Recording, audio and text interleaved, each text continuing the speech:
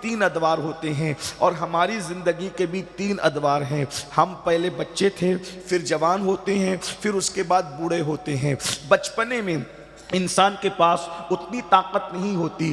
کہنے والوں نے کہا ہے کہ بچپنے میں پوری طاقت انسان کی اس کے پیروں میں ہوتی ہے، اس لیے بچے دوڑ بھاگ زیادہ کرتے ہیں، لیکن جب انسان بوڑھا ہو جاتا ہے تو اس کی پوری طاقت اس کی زبان میں آ جاتی ہے، تو بوڑھے لوگ بولتے زیادہ ہیں، بچے دوڑتے زیادہ ہیں، بوڑھے بولتے زیادہ ہیں۔ لیکن جب انسان جوان ہوتا ہے تو سر کے بالوں سے لے کر پیر کے ناخن تک اس کے پورے جسم میں قوت ہوتی ہے، اس کے پورے جسم میں طاقت ہوتی ہے۔ اس لیے یاد رکھیے جوانی کی بڑی اہمیت ہے، اس لیے کہ انسان جوانی میں جو چاہے کر سکتا ہے، انسان جوانی میں جو چاہے کارنامہ انجام دے سکتا ہے۔ اگر انسان چاہے تو زمین کا سینہ چیر کر کے جوانی کے اندر پانی بھی نکال سکتا ہے، اگر انسان چاہے تو پتھروں کو تراش کر کے اللہ اکبر ان کو خوبصورت شکل بھی دے سکتا ہے، پہاڑوں کو تراش کر کے جوانی میں انسان راستے بھی بنا سکتا ہے۔ جوانی بڑی قیمتی ہے، اور یاد رکھنا اسلام دین فطرت ہے،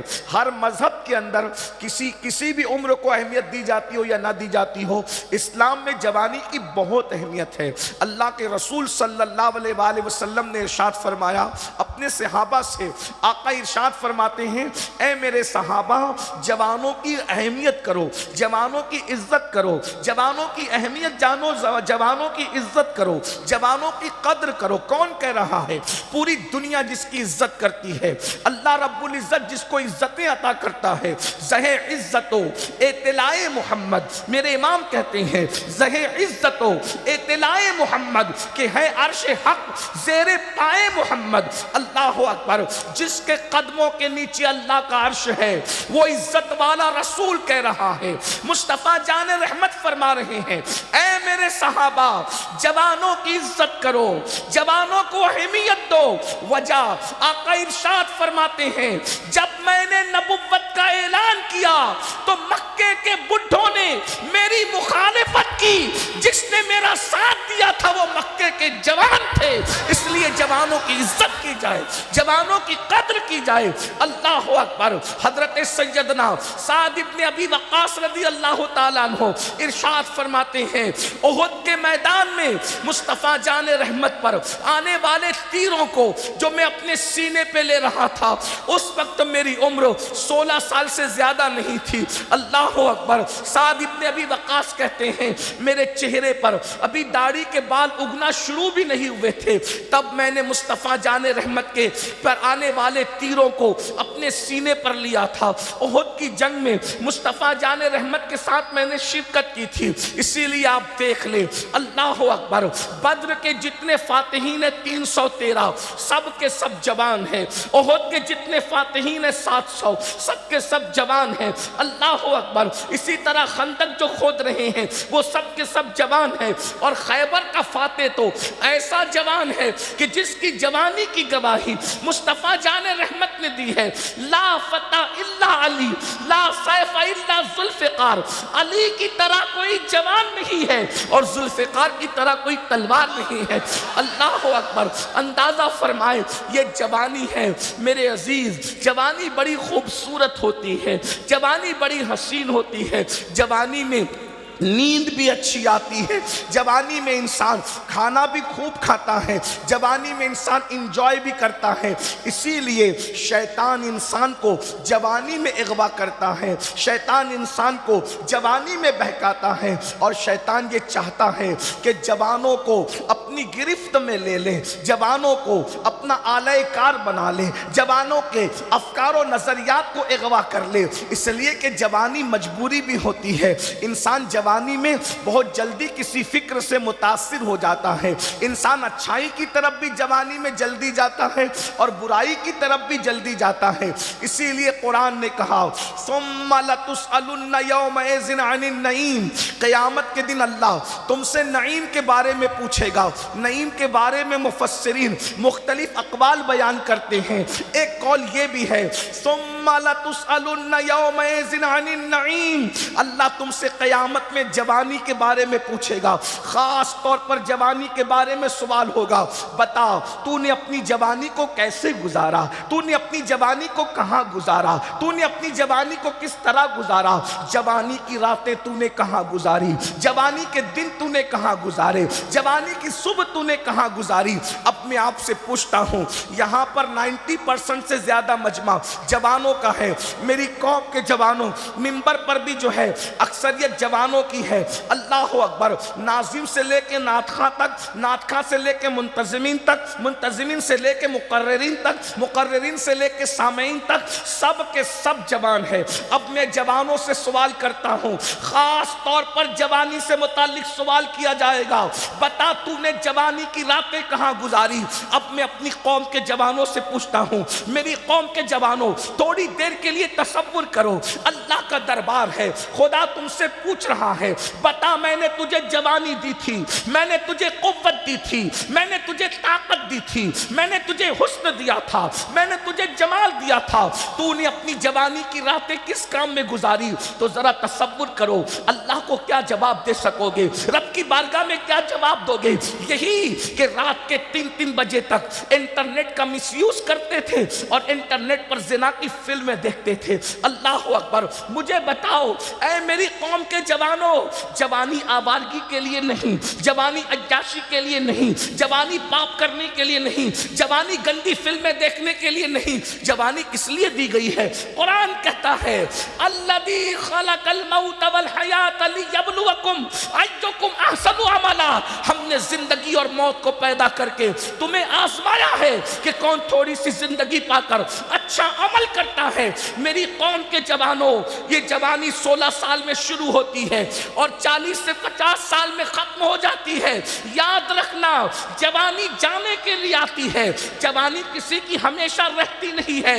علامہ ابن رجب حنبلی اپنے رسائل میں لکھتے ہیں کہ جو جوان جوانی کے اندر عیاشی کرتا ہے، گناہ کرتا ہے، زنا کرتا ہے، بدکاری کرتا ہے، گناہ کر کے اللہ کے غضب کو چیلنج کرتا ہے، اللہ اس کو اتنا دردناک بڑھاپا عطا کرتا ہے کہ بڑھاپے میں اللہ اس کی نیند چھین لیتا ہے، نیند کا چین چھین لیتا ہے، اس کا سکون چھین لیتا ہے، اس کی راحت چھین لیتا ہے۔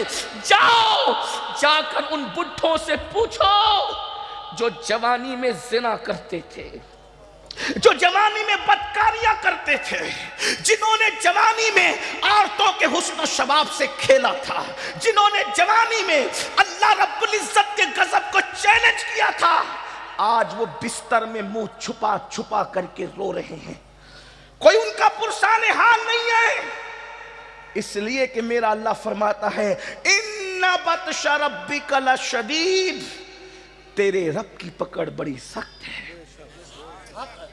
گناہ کرتے وقت انسان کو احساس نہیں ہوتا کہ میں کیا کر رہا ہوں، گناہ کرتے وقت انسان کو احساس نہیں ہوتا کہ میں کیا کر رہا ہوں، لیکن یہ جوانی ڈھل جائے گی۔ رات کی تاریکیوں میں رنگریلیاں کرنے والوں، جیسے ان بڈھوں کی جوانی چلی گئی، میری اور تمہاری بھی جوانی ختم ہو جائے گی۔ لیکن ابن رجب حنبلی لکھ رہے ہیں کیا؟ غوث پاک کو دیکھنے والوں کو دیکھا ہے ابن رجب حنبلی نے، وہ بزرگ ہے ابن رجب حنبلی اپنے رسائل میں، کہ اللہ جب کوئی جوانی میں گناہ کرتا ہے تو اس کو بڑا دردناک بڑھاپا دیتا ہے، بلکہ بڑھاپا اتنا کھوسٹ اور بدترین اور دردناک اللہ مسلط کرتا ہے، اس کو نیند نہیں آتی، اس لیے کہ نرم گدوں سے انسان، نرم گدوں پہ انسان لیٹ کر سکون نہیں پاتا، کیونکہ دولت کے بل پر نرم گدے خریدے جا سکتے ہیں، دولت کے بل پر سکون کی نیند نہیں خریدی جا سکتی، ہر چیز دولت کے بل پہ نہیں خریدی جا سکتی۔ دولت اور جوانی پر گھمنڈ اور غرور کرنے والوں، میری قوم کے جوانوں، یہ کسی ٹوٹے ہوئے دل کی فریاد ہے، یہ کسی فقیر کی آہو بکا ہے۔ جوانی بہت قیمتی ہے، جوانی بہت اہم ہے، اس کو پاپ کی نظر مت کر دینا، شیطان اغوا کرتا ہے۔ رات کو تارے گنتے ہیں بڈھے لوگ، जा करके नेक बूढ़ों की बात नहीं करता, वो मेरे सर का ताज है। नेक बूढ़ों की बात नहीं करता, वो मेरे सर का ताज है, उनकी ज़ियारत इबादत है। बल्कि जो नेक बूढ़े हैं, जिन्होंने जवानी में गुनाह नहीं किया, जो नेक बूढ़े हैं, मेरा अल्लाह फरमाता है जिब्रील फरिश्तों में ऐलान कर दो कि ये नेक जवान अब बूढ़ा हो गया है, इसकी दाढ़ी सफ़ेद हो गई है, अगर बुढ़ापे में इससे कुछ गुनाह हो जाए तो कह दो फरिश्तों से इसका गुनाह ना लिखा करें, क्योंकि जिसने जवानी में गुनाह नहीं किया अब बुढ़ापे में गुनाह हो रहा है तो इसका गुनाह ना लिखा जाए। अल्लाह जिब्रील से कहता है जिब्रील जाओ फरिश्तों में ऐलान कर दो कि ये जवानी में नफिल भी पढ़ता था, जवानी में सुन्नतें भी पढ़ता था, लेकिन बुढ़ापे की वजह से अब कमर दर्द है, अब घुटने में दर्द है, अब पैर में तकलीफ है, कमजोर हो चुका है, नफिल नहीं पढ़ पा रहा है, सुन्नत नहीं पढ़ पा रहा है, लेकिन फिर भी चूंकि जवानी में पढ़ता था अब बुढ़ापे में नहीं पढ़ पा रहा है, तो न पढ़ने के बावजूद भी इसके नामे अमाल में सुन्नतों का सवाब भी लिखा जाए, नवाफिल का सवाब भी लिखा जाए। और अल्लाह फरमाता है मुझे सफेद दाढ़ी वाले बुढ़ों की दुआ रद्द करने में हया आती है। सफेद दाढ़ी वाले बुढ़े जब दुआ करते हैं मैं उनकी दुआ कबूल करता हूं। मेरे भाइयों, लेकिन याद रखना नेक बूढ़े मेरे सर का ताज है, लेकिन वो बूढ़े जिन्होंने जवानी में पाप किए, अय्याशियां की, हाँ पूरी जिंदगी सुबह को शेविंग करते थे, सुन्नते मुस्तफा जिसे दाढ़ी कहते हैं, मुंडवा करके खूबसूरत बनने के चक्कर में, स्मार्ट बनने के चक्कर में गटर में फेंकवाते थे। जा करके उनसे पूछो, अगर उन्होंने तौबा नहीं की, अगर वो सुधरे नहीं, अल्लाह उन पर इतना दर्दनाक बुढ़ापा मुसल्लत करता है, रातें तारे गिन गिन कर गुजारते हैं, नींद नहीं आती। और आप जानते हैं बुढ़ापे में दोस्त क्या काम आएंगे, बुढ़ापे में तो बीवी भी साथ छोड़ देती है। हाय हाय, जिसकी जुल्फों का असीर बनकर, जिसकी जुल्फों का असीर बनकर फज्र की नमाज में सोता पड़ा रहता था, अब बुढ़ापा आया तो बीवी ने भी साथ छोड़ दिया। अंदाजा फरमाए, बच्चे भी नहीं पूछते, दोस्त भी नहीं पूछते, अहबाब भी नहीं पूछते। याद रखना गुनाह का अंजाम बहुत बदतरीन है, खुदा को भूल जाने का अंजाम बड़ा बदतरीन है। और सुन लो, जवानी में पाप करने वाला बुढ़ापे में इतना मजबूर होता है कि रोटी के टुकड़ों को तक मोहताज कर दिया जाता है, और जब वो भीख मांगता है तो लोग उसको भीख भी नहीं देते। इब्ने रजब हम्बली फरमाते हैं कि सैयदु ताइफा हमारे मुर्शिद हुजूर सैयदी सरकार जुनैद बगदादी रदी अल्लाह तबारक व तआला अन्हु बगदाद के बाजार से गुजर रहे हैं। एक बुड्ढा भीख मांग रहा है, एक बुड्ढा भीख मांग रहा है, कोई उसको भीख देने के लिए तैयार नहीं। किसी मुरीद ने कहा मुर्शिद, बगदाद वाले इतने बेमुरब्बत कैसे हो गए कि इस बुड्ढे को भीख देने के लिए तैयार नहीं। तो सैयदुत ताइफा जुनैद बगदादी ने कहा था, नहीं नहीं, बगदाद वालों का कसूर नहीं है, इस बुड्ढे की जिंदगी जाकर मालूम करो, इसने जवानी में जरूर पाप किए होंगे, इसने जवानी में जरूर अय्याशियां की होगी, इसने जवानी में जरूर गुनाह किए होंगे, इसीलिए आज इसको भीख नहीं मिल रही है। जब लोगों ने जाकर के तहकीक की तो पता चला वाकई ये जवानी में गुनाह करता था। मेरे भाइयों, वक्त तो गुजरने के बाद पछताने से काम नहीं चलता। अल्लाह अकबर, आज अल्लाह ने जवानी दी है, इंटरनेट की नजर मत कर देना। आज मैं आपसे पूछना चाहता हूं, मुझे बताओ, फेसबुक पर बैठते हो, 2-2, 3-3 घंटे गुजार देते हो, मुझे बताओ, अल्लाह अकबर, इंटरनेट पर बैठते हो, 6-6, 8-8 घंटे नजर कर देते हो। आज हर घर में वाईफाई लगा हुआ है, मुझे कोई एतराज नहीं है, लेकिन एक बात आपसे पूछना चाहता हूं, व्हाट्सएप पर 2-2, 3-3 घंटे, फेसबुक पर कई घंटे, पिक्चरों में, फिल्मों में, और गंदी फिल्मों की वेबसाइटों, आपको मैं बताऊं, अल्लाह अकबर, जलसों में कहने शर्म आती है, लेकिन क्या कहें, दिल का दर्द कहने पे मजबूर करता है।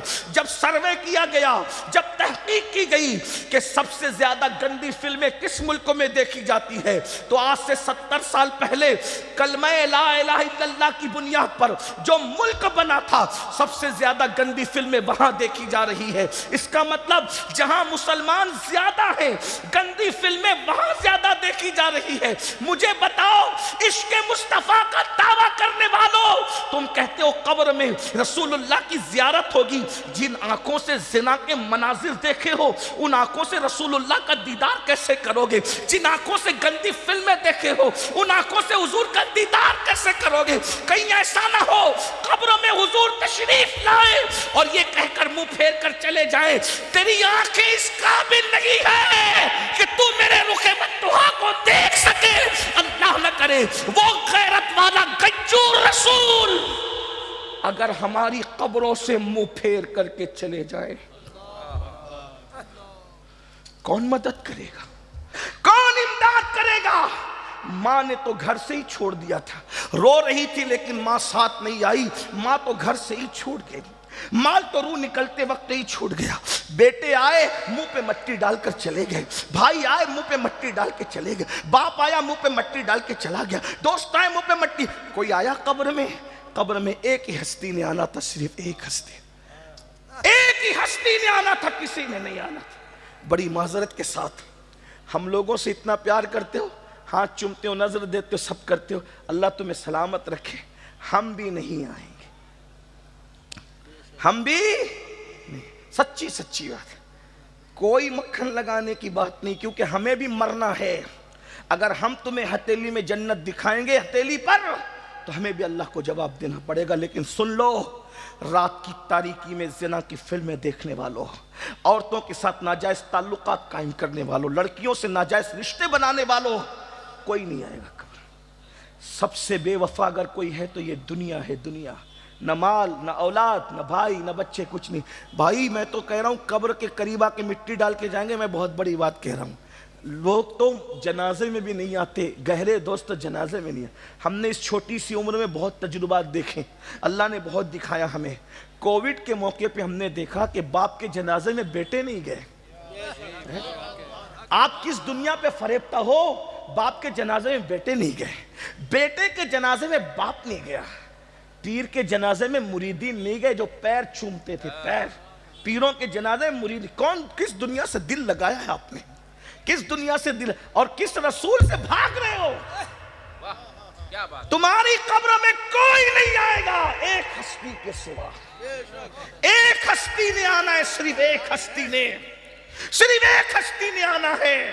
اور وہ ہستی جب تشریف لائے تو لوگ کہتے قبر میں اندھیرا ہوگا، ہم نے کہا جن کی قبر میں ہوگا ہوگا، جو رسول اللہ کا وفادار ہو اس کی قبر میں اندھیرا ہو ہی نہیں سکتا، اس لیے کہ جب وہ تشریف لائیں گے تو میرے امام کہتے ہیں قبر میں لہرائیں گے تا حشر چشمے نور کے جلوہ فرما ہوگی جب طلعت رسول اللہ۔ نعرہ تکبیر، نعرہ رسالت، مسلک اعلی حضرت، مسلک اعلی حضرت، علماء اہل سنت، نعرہ تکبیر، یادگار اولیاء کانفرنس۔ یہ آنکھوں کا دھوکہ ہے، دھوکہ۔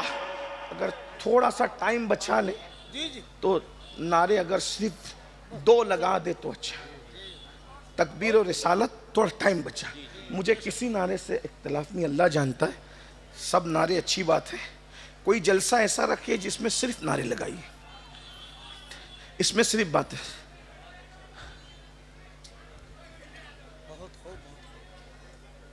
یہ نگاہوں کا دھوکہ ہے، نظر کا دھوکہ۔ یہ سوچتے ہو نا کہ قبر 2 گز زمین ہے، یہ 2 گز زمین نہیں ہے۔ جس کی قبر میں حضور قدم رکھ دیں، جس کی قبر میں حضور قدم رکھ دیں، پھر وہ 2 گز زمین نہیں ہے، پھر وہ زمین کا ٹکڑا بھی نہیں ہے، بلکہ حضور جس کی قبر میں قدم رکھ دیں پھر اس کی قبر جنت کے باغوں میں سے باغ بنا دی جاتی ہے، تا حد نگاہ کشادہ کر دی جاتی ہے، اس میں جنت کے درخت بھی لگا دیے جاتے ہیں، اس میں جنت کی نہریں بھی بہا دی جاتی ہے، اس میں جنت کے باغات بھی لگا دیے جاتے ہیں، اس میں جنت کا بستر بھی لگا دیا جاتا ہے۔ نظر کا دھوکہ ہے، 2 گز زمین ہے، وہ 2 گز زمین نہیں، حضور جہاں قدم رکھ دیتے ہیں وہ جنت کے باغوں میں سے باغ بن جاتا ہے۔ اور پھر لوگ کہتے ہیں کہ قیامت میں اٹھے گا 500 سال کے بعد، 1000 سال کے بعد، 200 سال کے بعد، 500 سال کے بعد، 5000 سال کے بعد۔ ہم نے کہا 1000 سال تیرے لیے ہے، جو نبی کو دیکھ کر آنکھ بند کرے گا، ادھر آنکھ بند ہوئی، فرشتے آگے کہیں گے چلو چلو، جس کو دیکھ کر سوئے تھے وہ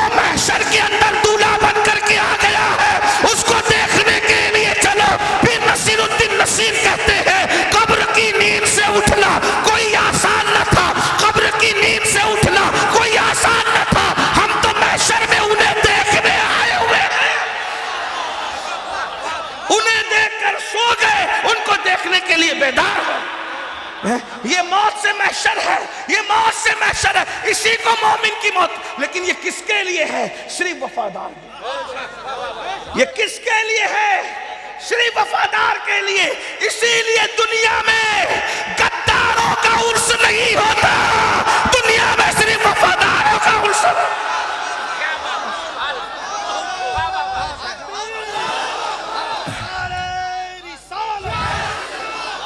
دیکھ لیجئے، جس نے غداری کی عرس اس کا نہیں ہوتا، عرس وفاداروں کو ہوتا ہے۔ ایک بات کہتا ہوں، آپ کہیں گے وفادار تو بہت ہے لیکن سب کا نہیں ہوتا۔ میں نے کہا کچھ ایسے ہیں جن کا عرس فرشتے بھی کرتے ہیں، انسان بھی کرتے ہیں، لیکن کچھ ایسے وفادار ہیں انسان بھول جاتے ہیں تو ان کا عرس فرشتے کرتے نظر آتے ہیں۔ ان کا عرس فرشتے، انسان کرے نہ کرے فرشتے کرتے ہیں۔ اور فرشتے کیسے کرتے ہیں؟ نم کا نومت العروس، ایسے سو جا جیسے پہلی رات کی دلہن سوتی ہے۔ ملنگ شاہ بابا کے وصال کے دن یہ جو بھیڑ جمع ہے یہ کیوں ہے؟ حضور سے وفاداری کی تھی، اس لیے حضور کے وفادار ان کی بارگاہ میں آج بھی وفاداری کا خراج پیش کریں۔ ورنہ عرس کو ختم کرنے کے لیے تو 100 سال تک کے تحریکیں چلی، تحریکیں دم توڑ گئی، لیکن عرس تو وہ دم توڑنے نہیں دیا گیا۔ کیوں؟ اس لیے کہ تحریک ملا چلا رہا تھا اور عرس کو اللہ نے باقی رکھا تھا۔ ملا کی اللہ کے آگے کبھی چل ہی نہیں سکتی، یاد رکھنا۔ کوئی نہیں چیز کی نہیں چل سکتی، کیونکہ اللہ فرماتا ہے، اللہ اکبر، اللہ فرماتا ہے ان الذین آمنوا وعملوا الصالحات سیجعل لهم الرحمن ودا، جو ایمان لانے کے بعد نیک عمل کرتے ہیں اللہ ان کی محبت لوگوں کے دل میں انڈیل دیتا ہے۔ جس کی محبت اللہ انڈیل دے، کسی ملا میں طاقت نہیں کہ وہ کھرچ کر پھینک سکے۔ اسی لیے تو 900 سال ہو گئے، آج بھی یا غوث المدد کے نعرے لگ رہے ہیں۔ 800 سال سے زیادہ ہو گئے غریب نواز کے ڈنکے بج رہے ہیں۔ 1300 سال سے زیادہ ہو گئے کربلا کے ڈنکے بج رہے ہیں۔ 1400 سال سے زیادہ ہو گئے مولا علی کے ڈنکے بج رہے ہیں۔ 1400 سال سے زیادہ ہو گئے افضل البشر بعد الانبیاء صدیق اکبر کی عظمت کا نعرہ لگ رہا ہے اور قیامت تک لگتا رہے گا۔ لیکن ایک بات کہہ دوں مسلمانوں، قبر بہت خوبصورت ہے، صرف وفادار ہو جاؤ، صرف وفادار ہو۔ ایک بات کا سوال لے کر آؤں، صرف وفادار ہو جاؤ، لمبی نہیں کرنا چاہتا، صرف حضور کے وفادار ہو جاؤ۔ قبر بہت خوبصورت ہے، بتاؤں کتنی خوبصورت ہے؟ توجہ، کتنی خوبصورت ہے بتاؤں؟ دھیان دے دیجیے بس، اللہ کرے بات قرآن سے بات سمجھانے کی کوشش کرو۔ دیکھو، توجہ کرو، اللہ ایسا سلائے گا قبر میں کہ کوئی چین چاں کی کسی بائک کے ہارن کی آواز بھی تمہیں بے چین نہیں کرے گی۔ توجہ کرنا، بہت ذمہ داری سے بات کروں، ممبر میرے پیچھے پورے علماء بیٹھے ہوئے، سب علماء ہیں، غلطی کروں گا تو ان کو اصلاح کا حق ہے اور انہیں کرنا چاہیے، ہے نا؟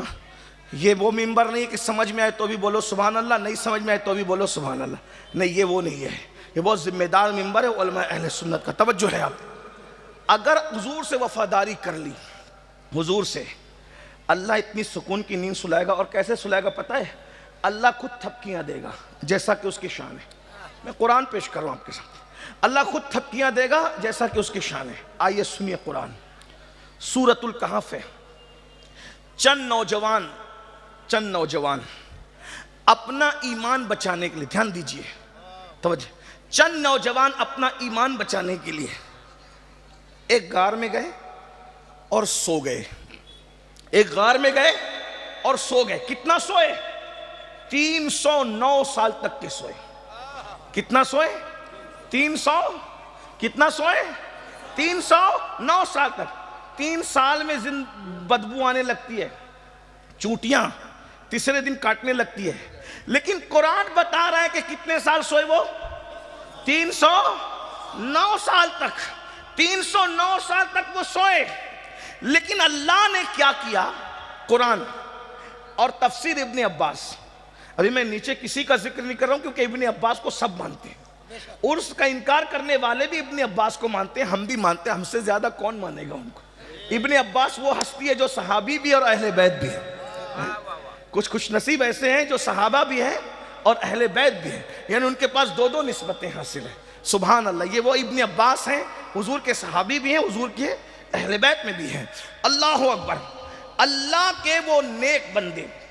اچھا قرآن نے کیا کہا؟ وہ بڈھے نہیں تھے. پھر آ گئی نا بات, دیکھیں آ گئی. وہ بڈھے نہیں تھے, کون تھے؟ جوان تھے. چند جوان. دیکھو جوانوں کی سونے کی بھی اہمیت. جوان تھے, کس لیے نکلے؟ حضرت عیسیٰ کی وفا میں ایمان بچانے کے لیے نکلے. وقت کا بادشاہ ایمان چھین رہا تھا اور یہ چند جوان نکلے اور غار میں سو گئے. 309 سال تک سوتے رہے. چونٹی نے بھی نہیں کاٹا, کیڑے بھی نہیں آئے. اور آپ کو بتاؤں اللہ کی شان, غار جو ہوتا ہے, غار جو ہوتا ہے پتھر کا بنا ہوتا ہے پہاڑ میں, اور غار کے اندر منہ کھلا ہوتا ہے. غار کے اندر منہ کھلا ہوتا ہے. تو جو غار تھا, اس غار کا منہ کھلا ہوا تھا, تبھی تو وہ اندر گئے. غار کا منہ کھلا ہے تبھی تو وہ اندر گئے. اب اندر گئے, اندر جا کر سو گئے. اللہ نے ان کو سلا دیا. لیکن قرآن کہتا ہے کہ اللہ نے ان کی نیند کی خاطر, دھیان دیں, اللہ نے ان کی نیند کی خاطر نکلتے وقت تو سورج, جب سورج نکلتا تھا تو بھی سورج کی کرنیں غار میں آنے نہیں دی, اور جب سورج ڈوبتا تھا تو بھی سورج کی کرنیں غار میں آنے نہیں دی. کیوں؟ اس لیے کہ سورج کی کرنیں اگر غار میں جائے گی تو میرے ان بندوں کی نیند خراب ہو جائے گی. تو اللہ نے ان کی نیند کا خیال کرتے ہوئے, بہت نازک موڑ پہ بات آئی ہے سلیگوڑی والوں, توجہ کرو, گرد و نواح سے آنے والوں. اگر یہ فلسفہ سمجھ میں آ گیا تو فلسفہ موت و حیات اور زندگی کا پورا انجوائے کا آپ کو مل جائے گا. اللہ اکبر. وہ چند جوان ایمان بچانے کے لیے غار میں سو گئے تو اللہ رب العزت نے یہ فیصلہ کیا, اگر سورج کی کرنیں جائے گی تو ان کی نیند خراب ہو جائے گی. تو اللہ نے سورج کو حکم دیا, اللہ نے سورج کو حکم دیا, اللہ نے سورج کو حکم دیا, سورج اپنا راستہ بدل دے. نکلتے وقت بھی تیری کرنیں غار میں نہیں جانا چاہیے, ڈوبتے وقت بھی اجالا غار میں نہیں جانا چاہیے. ان کی نیند کی خاطر اللہ نے سورج کا راستہ بدل دیا. اور اللہ فرماتا ہے ہم اپنی شان کے مطابق ان کے کانوں کو سہلا کر, ان کے کانوں پہ تھپکیاں دے کے ہم ان کو سلاتے رہے. غور کرنا, غار میں اللہ اکبر.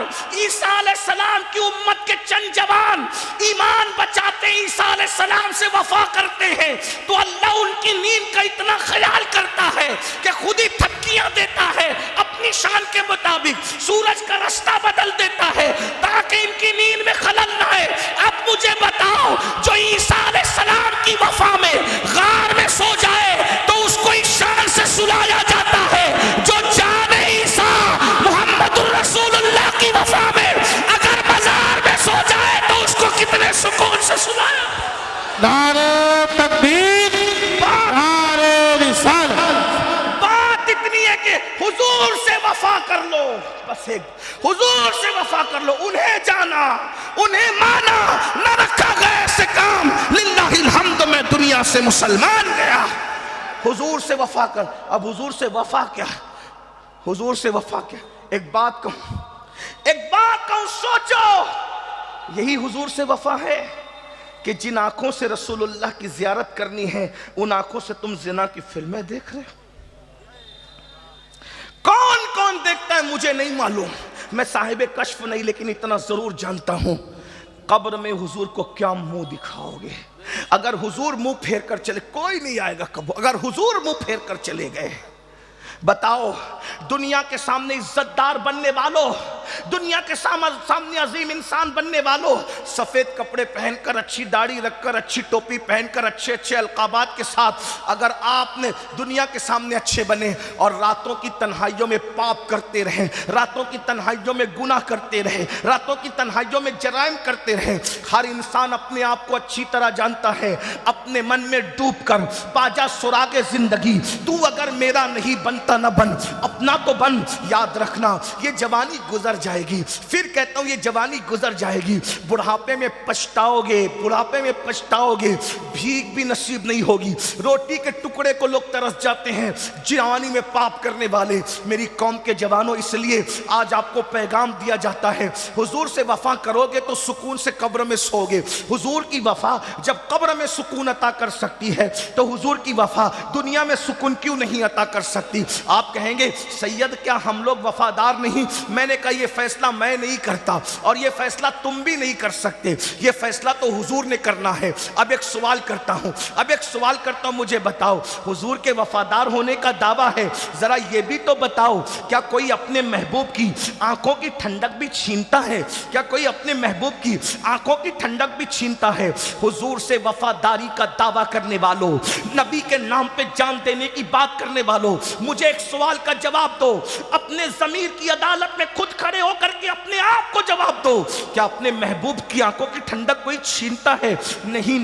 اب مجھے بتاؤ آقا نے کیا فرمایا؟ اللہ کے رسول فرماتے ہیں جو علت قرۃ عینی فی الصلاۃ، نماز میں میری آنکھوں کی ٹھنڈک ہے۔ اب بتاؤ جو قوم اپنے نبی کی آنکھوں کو ٹھنڈک نہ پہنچا سکے کیا وہ رسول اللہ کے وفادار ہونے کا اعلان کر سکتی ہے؟ مجھے بتاؤ۔ اللہ اکبر، اللہ اکبر، ذرا غور کریں، یہ رونا میں روز روتا ہوں۔ ایک بات آپ سے، حضور سے وفا ہے، حضور سے پیار ہے، حضور سے عشق ہے۔ دیکھو ابھی حضرت نورانی میاں صاحب قبلہ تشریف لانے والے، مخدوم صاحب کے شہزادے، میرے مخدوم کے شہزادے، اگر ان کا رومال کسی کو مل گیا، مخدوم زادے نے رومال دے دیا، میں یقین کرتا ہوں آپ اس رومال کو استعمال نہیں کرو گے، عزت سے چوم کے رکھو گے، تجوری میں رکھو گے۔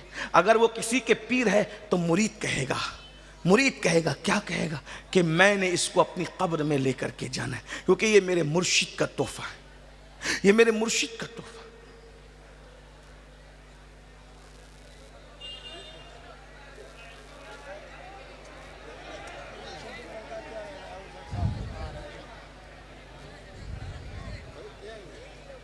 ہاں تو یہ لوگ شور کر رہے ہیں نا سن۔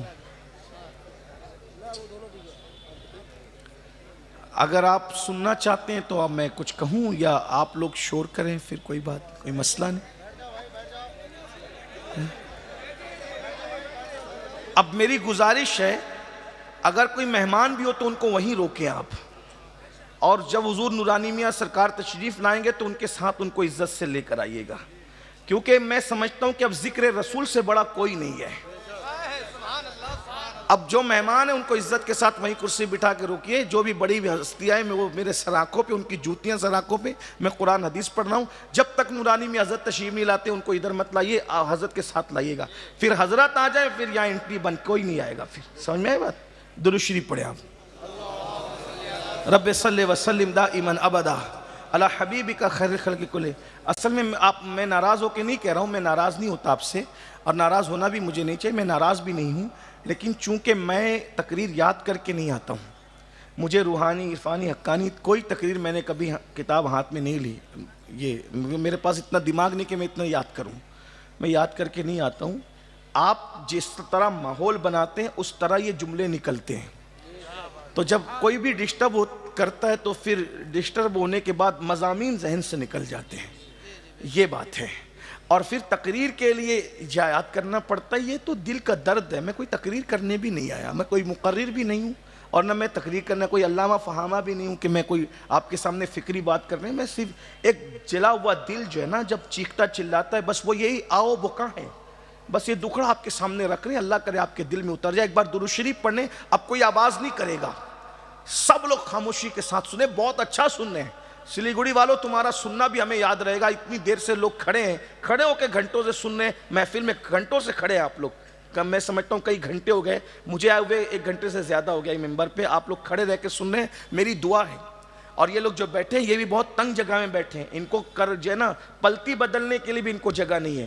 میری فقیر کی دعا ہے کہ قیامت کے دن جو 50,000 سال کا دن ہے، اللہ اس دن تمہیں کھڑے رہنے سے محفوظ کر لے، حضور کی محبت میں کھڑے، حضور کی محبت میں بیٹھے ہو صلی اللہ علیہ وسلم۔ تھوڑی دیر سن لو، ایک بار سب درود شریف پڑھیں، اگر سننا چاہتے ہیں ہزاروں درود اس وقت آقا کی بارگاہ میں پیش ہو جائیں گے، سب بلند آواز سے درود شریف پڑھیں۔ اللہم صلی علی سیدنا و مولانا محمد معدن الجود والکرم وآلہ وصحبہ صلاۃ و سلام علیک یا جد الحسن والحسین۔ سوال ہو رہا تھا کیا ہم حضور کے وفادار ہیں، کیا ہم حضور کے عاشق ہیں؟ بالکل آپ کا جواب درست ہے، میں کوئی انکار نہیں کرتا، مجھے انکار کرنے کا حق بھی نہیں، بلکہ میں تو یہ کہتا ہوں آپ مجھ سے بہتر عاشق رسول ہو۔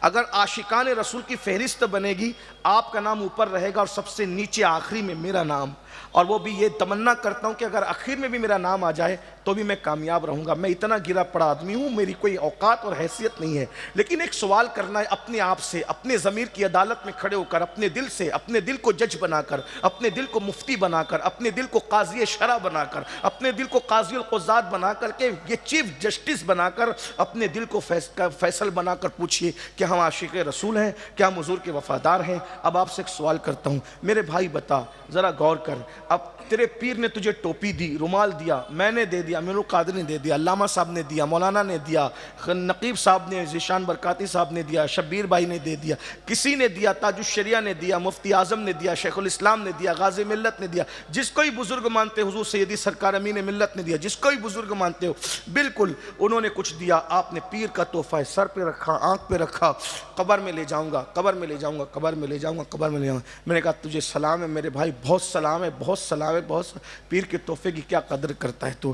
اور پیر کا تحفہ، پیر نے اپنا تحفہ اپنے بیٹے کے ہاتھ سے دیا، پیر نے اپنا تحفہ اپنے خلیفہ کے ہاتھ سے دیا، تو بھی آپ کہتے ہیں یار تحفہ بھی بے مثال، لانے والا بھی بے مثال، اور آپ نے اس کو رکھا، کبھی آپ اس کو بیت الخلاء میں پہن کر نہیں گئے، کبھی آپ نے اس کو پیٹھ کے پیچھے پھینکا نہیں، کبھی آپ نے اس کو پیر سے رگڑا نہیں، تو میں سلام ہے بھائیو، لیکن آپ سے پوچھتا ہوں ایک تحفہ آپ کے پیر نے دیا ہے جس کو آپ سر پہ رکھ رہے ہیں، عطر لگا رہے ہیں، قبر میں لے جانے کا پلان ہے، بچے ہاتھ لگاتے ہیں تو چیخ پڑتے ہو اے دور ہٹ، بچوں کی کام نہیں، وہاں ہاتھ نہیں لگانا، بیوی ہاتھ لگاتے تو کہا دور ہٹ، وہاں ہاتھ نہیں لگانا۔ اب آپ سے پوچھتا ہوں پیر کے بھی تحفے کی اتنی قدر ہے، کیا اللہ کے دیے ہوئے تحفے کی بھی اتنی ہی قدر ہے؟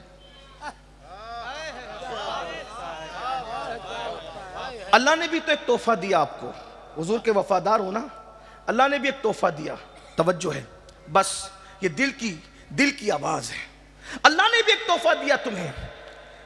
پیر کا تحفہ قبر میں کام آئے گا کہ نہیں آئے گا؟ پوری ذمہ داری سے کہہ رہا ہوں، کسی کو ناراض ہونا ہے تو 1000 بار ہو جائے، لیکن میں پوری ذمہ داری، پیر کا تحفہ قبر میں کام آئے گا کہ نہیں آئے گا اس کی کوئی گارنٹی نہیں ہے، کام بھی آ سکتا ہے، نجات بھی ہو سکتی ہے، اور اگر اللہ چاہے تو کام نہیں بھی آ سکتا، اللہ کی چاہت پر ہے۔ کیونکہ میرے پاس ایک دلیل ہے، توجہ کرنا، کہ عبداللہ ابن ابی رئیس المنافقین مرا تو وہ رسول اللہ کا جبہ اس کو پہنایا گیا، مگر حضور نے فرمایا میرا جبہ اس کو پہنایا تو گیا ہے لیکن میرا جبہ اس کو کام نہیں آئے گا قبر میں۔ وجہ، توجہ، دھیان دیجئے، حضور کا جبہ اس کو کام نہیں آئے گا قبر میں، وجہ کیونکہ جبہ تو پہنا لیکن وہ حضور کا وفادار نہیں تھا۔ اصل چیز وفا پر ہے، جب رسول اللہ کا جبہ پہننے والا رسول اللہ کا وفادار نہ ہو تو اس کو نبی کا جبہ کام نہیں آتا، تو اگر پیر کا تبرک لے جانے والا نبی کا وفادار نہ ہو تو پیر کا تبرک اس کو کیا قبر میں کام آئے گا؟ بات رسول اللہ کی وفا کی ہے بس۔ ارے حضور سے وفا نہیں ہے تو نماز بھی کام نہیں آنا، روزے بھی کام نہیں آنا، کوئی عمل بھی کام نہیں آنا، اصل چیز حضور کی وفا ہے۔ لیکن آپ بات سنیے، پیر نے تحفہ دیا تو سر آنکھوں پہ رکھتے ہو، اللہ نے بھی تحفہ دیا، اس کی کیا عزت کی آپ نے، اس کی کیا قدر کی آپ نے؟ اور تحفہ اللہ نے دیا اور کس کے ہاتھوں سے دیا؟ تحفہ اللہ نے دیا اور کس کے ہاتھوں سے دیا؟ تحفہ اللہ کا ہے، اس تحفے کو نماز کہتے ہیں۔ اللہ نے معراج میں لامکاں پہ بلا کے محبوب سے کہا محبوب اتنی دور آئے ہو، صرف سمجھانے کے لیے بطور مفہوم عرض کر رہا ہوں، اتنی دور آئے ہو، اتنا لمبا سفر کیا، سفر سے لوٹنے والے کے لیے سنت ہے، سفر سے لوٹنے والے کے لیے سنت ہے کہ جب گھر لوٹے تو کوئی نہ کوئی تحفہ لے کر کے لوٹے۔ آقا نے یہاں تک فرمایا جب سفر سے واپس جایا کرو تو اپنے بچوں کے لیے کچھ نہ کچھ تحفہ لے کے جایا کرو، اور یہ بھی فرمایا جب تحفہ لے کے جایا کرو تو پہلے بیٹوں کو مت دیا کرو، تحفہ پہلے بیٹیوں کو دیا کرو، پہلے تحفہ بیٹیوں کو دو، بیٹوں کو مت دو۔ 3 بیٹیاں اور 1 بیٹا ہے، اکلوتے بیٹے کو پہلے مت دینا، پہلے بیٹیوں کو دینا۔ آقا فرماتے بیٹی کا دل بڑا نازک ہوتا ہے، جس نے بیٹے کو تحفہ دیا بیٹی کا دل دکھ جائے گا، جس نے بیٹی کا دل دکھایا اس نے مجھ محمد کا دل دکھا دیا۔ غور فرمائیں، جس مذہب میں بیٹے کی اتنی عزت ہے کہ بیٹے سے پہلے تحفہ بیٹیوں کو دو، اور پھر بیٹیاں بیٹیاں ہوتی ہے۔ مائیں اور بہنیں اگر سن رہی ہے تو ان سے کہنا چاہتا ہوں، اے میری بہنوں، دنیا نے تو تمہیں چتا پر زندہ جلایا تھا، شوہر کی چتا پر، دنیا نے تو تمہیں زندہ دفن کیا تھا پیدا ہونے کے بعد، دنیا نے تو تمہیں شیطنت کہا تھا، دنیا نے تو تمہیں نحوست کہا تھا، دنیا تو تمہیں جیو زنا کا آلہ قرار دیا تھا۔ اگر تمہاری عزت کو کسی نے بحال کیا ہے تو وہ صرف اور صرف آمنہ کا لال ہے۔ میرے آقا نے فرمایا، بیٹی کو برا مت جانو، کیونکہ میں محمد بیٹیوں کا باپ بن کر کے آیا ہوں، بیٹی کی پرورش کرنے والا باپ، اور میں محمد جنت میں اتنے قریب ہوں گے جیسے یہ 2 انگلیاں قریب ہیں۔ جب لوگ اپنی بیٹیوں کو اپنے ہاتھوں سے زندہ دفن کر رہے تھے، توجہ، جب لوگ اپنے ہاتھوں سے اپنی بیٹیوں کو زندہ دفن کر رہے تھے، اس وقت ایک ہستی تھی جو اپنی بیٹی کی آمد پر اٹھ کر کے کھڑی ہو رہی تھی اور کہہ رہے تھے، فدا کی امی و ابی یا فاطمہ، فاطمہ تجھ پر میرے ماں باپ قربان ہو جائیں۔ غور تو فرمائیں، توجہ تو فرمائیں، تو عرض یہ کر رہا تھا، اللہ نے فرمایا، محبوب اتنی دور آئے ہو، تحفہ لے کر جاؤ، میرے بندوں کے لیے تحفہ میری طرف سے لے جاؤ، اپنے ہاتھ سے دینا۔ وہ تحفہ کیا تھا؟ نماز، نماز، نماز کا تحفہ تھا۔ اب بتاؤ، پیر کے تحفے کی اتنی عزت ہے، اللہ کے تحفے کی کیا عزت ہے؟ پیٹ کے پیچھے پھینک دیا نا اللہ کے تحفے کو، پیٹ کے پیچھے پھینک دیا، ڈال دیا پیٹ کے پیچھے۔ دوستوں کے لیے ٹائم ہے، بیوی کے لیے ٹائم ہے، بچوں کے لیے ٹائم ہے۔ اللہ کا وہ تحفہ جو رسول اللہ کے ہاتھوں دیا گیا، کم سے کم ان ہاتھوں کا، حضور کے وفادار ہونا، حضور کے ہاتھوں کا